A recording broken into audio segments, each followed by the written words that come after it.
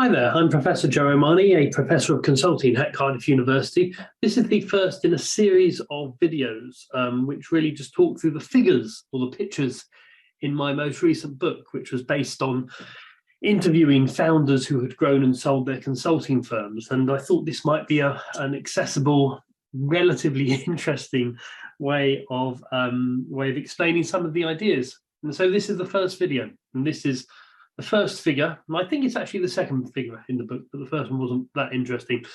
So this is the slide that you would get if you were doing an MBA or a master's in sort of organization theory. And it is the series of S-curves. And even those of you that haven't done business degrees will probably have heard about S-curve theory, which is the idea that you sort of have an energetic startup period, high levels of growth, and then you start to flatline your growth. And the reasons for flatline are various. In professional services research, the argument is that you have crises of governance. And that means that the leadership system and the governance system that allows the startup period doesn't work for larger, sort of the growth period. And so you need a new form of governance. So you take your eye off the ball, sales start to flatline, and then you get new energy again as you've got a new system of governance, a new system of leadership, and then you start to grow fast again, and then you flatline, etc., etc. And this can go on, this is meant to go on forever almost.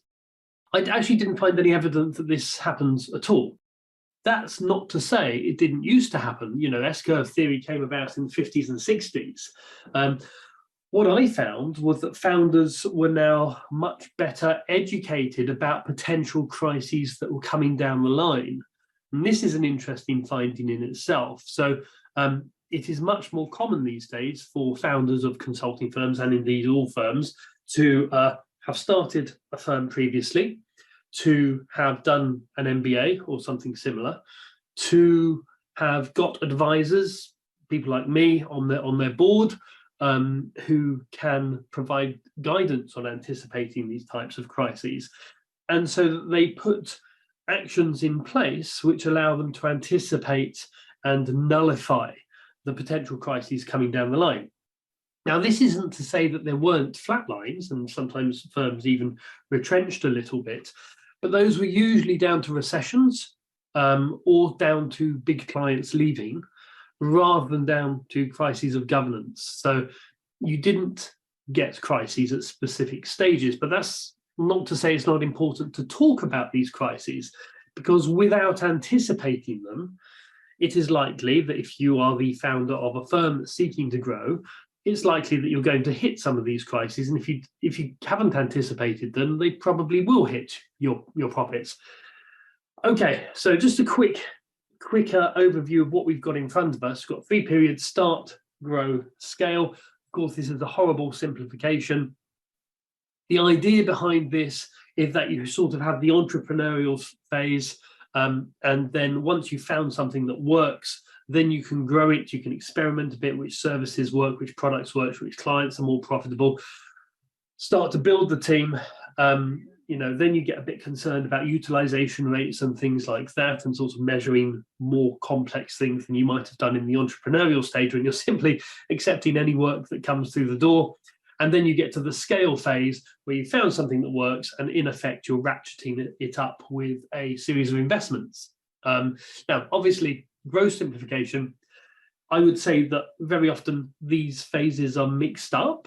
And so even in the scale phase, you need the growth phase for some specific products or services or markets, and you need the start. You still need the entrepreneurial flair. Now, obviously, firms that are scaling very often don't do that, and so that's why you get these large firms, sort of big bureaucracies. You compare IBM to Accenture and look at their different entrepreneurial cultures, and it gives a good explanation for the different growth trajectories of the two firms.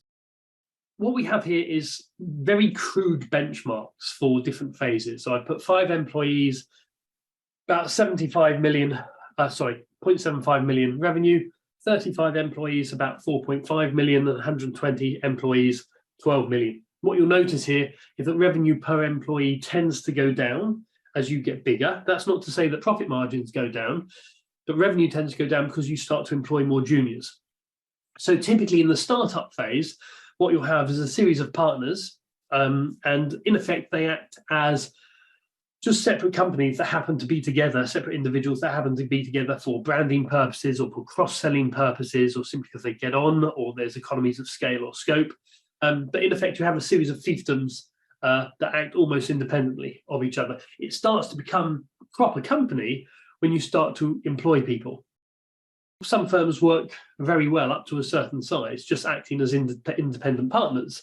And indeed, you can get to 30, 40, 50 people working that way, but you're not making the most of leverage or selling other people's labor, because in effect, if you're all partners, you're all eating your own profits.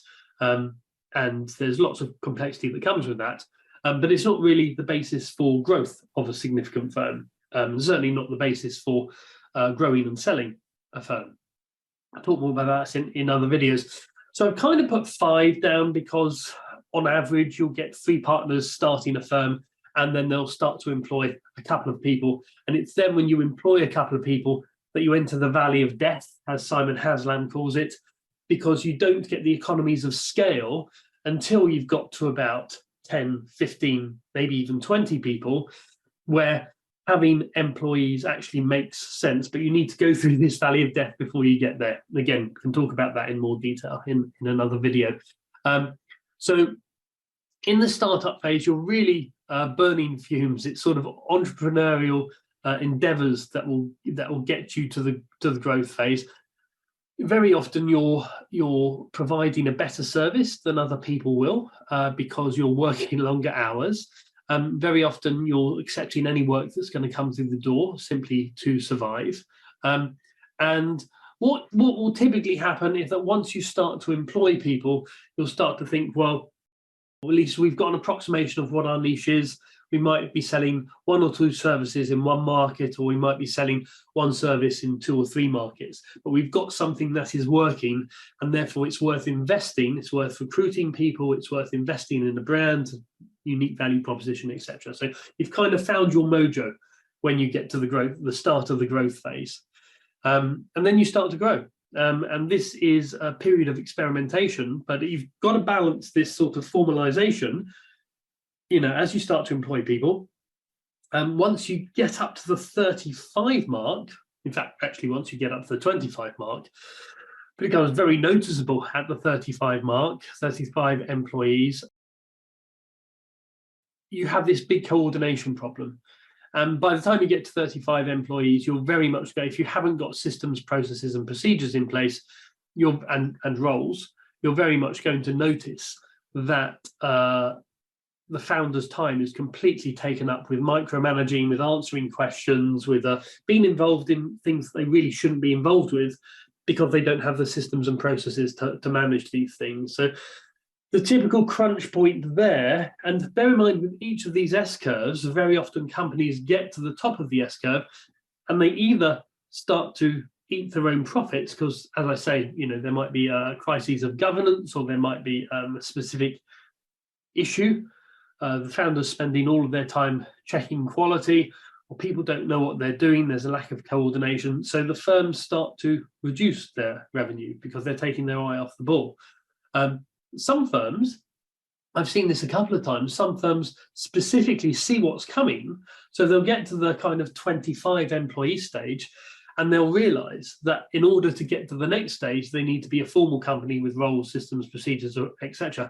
And they don't want to do that. They like the family feeling. They like the atmosphere of a small firm. They like the entrepreneurial endeavors. They like doing very different things, solving unique problems.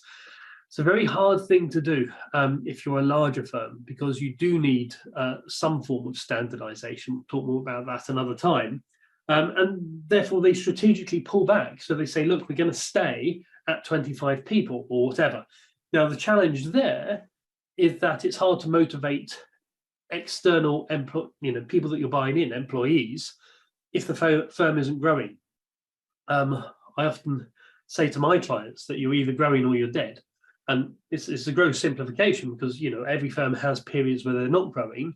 But as a consultancy, you're consulting in two different markets. You're competing in two different markets. Firstly, for clients, but also for employees, especially these days. And if employees are part of a growing entrepreneurial firm where there's a pie that's growing and they potentially can take a slice of that bigger pie, it's a lot easier to motivate and keep people. So it's a hard thing to do, to say, actually, we've reached our growth limits, we're going to stay where we are. So let's go back to the diagram. So you've grown from 5 or 6 people. You're starting to invest. If you're anticipating the next inflection point, you're starting to invest in systems, processes, roles, and you get to 35, 40, 50 people, whatever that vague area is, where you need to do it even more so. So at 35, you're still kind of experimenting with what works. You're kind of finding your unique value proposition. You might have some good products and services. Up to that point, you're going to be concerned with utilization as a key metric for profit generation. Lots of other things that are more important than utilization.